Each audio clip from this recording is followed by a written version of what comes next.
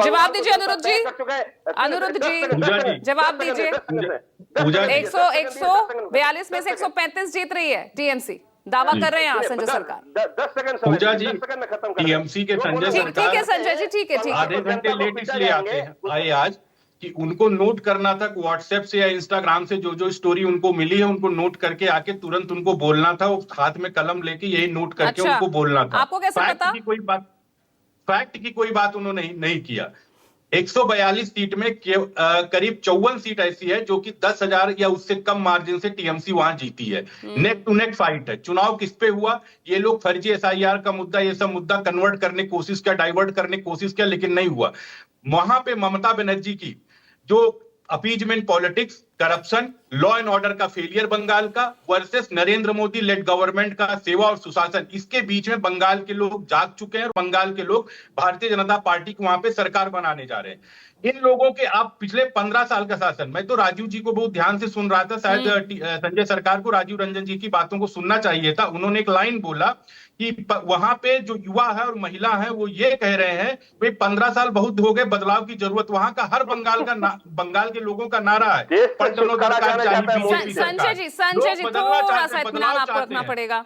हम तो बोला ठीक है Sanjay ji, let him complete please. भाई 30 मिनट आपने नोट किया, जितना जितना आपको व्हाट्सएप से आपने बोल लिया, लोगों ने सुन लिया। आपने 15 साल से आपने किया क्या भाई? आप कलकत्ता के देखिए, आप पूरी इंडस्ट्री बर्बाद करके आपने रख दिया। 6,678 इंडस्ट्री, फिर भी कलकत्ता गढ़ है टीएमसी का।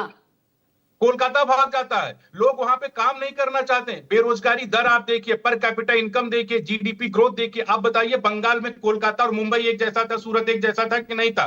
मुंबई कहां पहुंच गया, सूरत कहां पहुंच गया, कोलकाता आपने कहां पहुंचा दिया? 35 साल कांग्रेस ने लूटा, 30 साल वामपंथ ने लूटा, 15 साल आपने बर्बाद किया। नहीं तो कोलकाता की स्थिति क्या थी, बंगाल की स्थिति क्या थी? बर्बाद अगर किया होता अनिरुद्ध प्रताप सिंह तो क्यों वहां की जनता लगातार जो है सिर राखों ममता को बैठाती? पूजा जी 2011 के पहले 2014-16 का चुनाव हुआ, 2 सीट भारतीय जनता पार्टी के पास आई।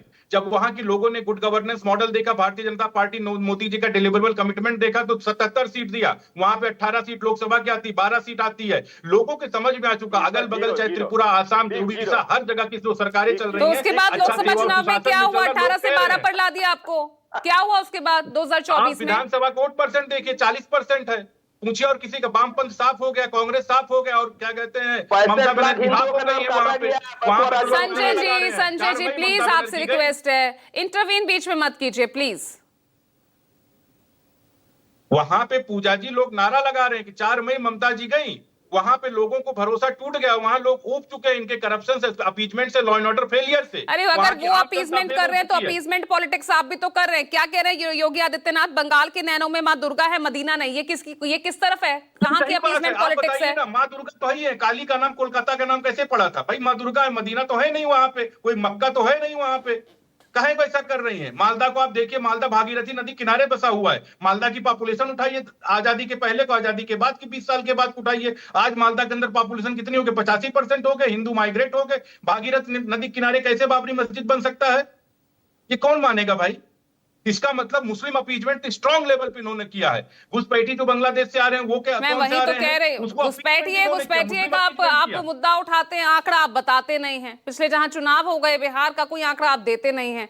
घुसपैठियों को लेकर 10 साल के आपके आंकड़े दर्शाते हैं कितना काम उनके खिलाफ किया गया। पूजा जी डाउटफुल वोटर जो काउंट हुए थे बिहार के अंदर चुनाव के बाद में, लगभग 3.5 लाख डाउटफुल वोटर काउंट हुए थे। वहां पे डाउटफुल जो वोटर आईडी में नाम थे उनका आंकड़ा दिया गया। उनका बताइए ना, जो डाउटफुल वोटर्स हैं जिन पर कोई फैसला नहीं हुआ और जो वोटिंग नहीं कर पा रहे हैं। आंकड़े सारे अवेलेबल हैं, लेकिन चुनाव 2 ही चीज पे हो रहा है। पता नहीं, मेरे पास तो कोई आंकड़ा नहीं है बिहार का। मेरे पास तो कोई आंकड़ा नहीं है। बताइए फिर क्या आंकड़ा है बिहार के घुसपैठियों का? मैं बताता रहा हूँ कि 3.5 लाख डाउटफुल वोटर वहां पे काउंट किए गए। कैसे नहीं आंकड़े हैं? घुसपैठी अगर अच्छा, नहीं तो वहां 3.5 लाख थे और यहाँ पर डाउटफुल कितने हैं? यहाँ कितने डाउटफुल हैं? 27 लाख। तो ये सब घुसपैठी हैं। पूजा जी आप एक बात बताइए कि 70 साल के व्यक्ति को वोटर आईडी कार्ड अगर 2003 में, तो उसको बर्थ सर्टिफिकेट बनाने के लिए बंगाल सरकार को क्यों जरूरत पड़ी? मैं तो यही पूछ रहा हूँ बार बार। हमारे आपके पूर्वज में 70 साल के आपके पिताजी होंगे, तो उनका voter ID card doubtful voters तो यहाँ पर भी हैं जो नहीं, डाउटफुल वोटर्स तो यहाँ पर भी 27 लाख है। पूछ ले तो मैं बोल दूं। इको हो जाती है आवाज। मैं तो आप यही पूछिए क्या जानने की पूछ रहे हैं। कोशिश कर रही हूँ ना, जो ये डाउटफुल वोटर्स जो 27 लाख हैं, जो विचाराधीन हैं, जो वोट नहीं कर पा रहे हैं, जो भारत उनका का भी कुछ नागरिक बता होगा दीजिए। 100%, उसको कौन जो भारत का नागरिक होगा तो 100% वोट करेगा। ममता बनर्जी को 15 साल का हिसाब देना चाहिए कि लॉ एंड ऑर्डर फेलियर क्यों हुआ, वहां पे अब मुस्लिम अपीजमेंट इतना क्यों बढ़ गया, वहां पे जो आपकी करप्शन क्यों इतना बढ़ गए, आपने वहां पे सरकारी कर्मचारियों को 7 पे कमीशन नहीं दिया, वहां आप रोजगार लोगों को नहीं बढ़ा रहे हैं, आप इंडस्ट्री वहां से भागती चली जा रही, क्यों ऐसा हो रहा है भाई? ना वहां महिला सुरक्षित, ना वहां उद्योगपति सुरक्षित, ना वहां पे युवा सुरक्षित, किसी को आप रोजगार दे जवाब नहीं दीजिए रहे। प्रियंका इसीलिए वहां का गुप्ता। बंगाल के लोगों का नारा है, पलटनो दरकार चाहिए बीजेपी सरकार। हर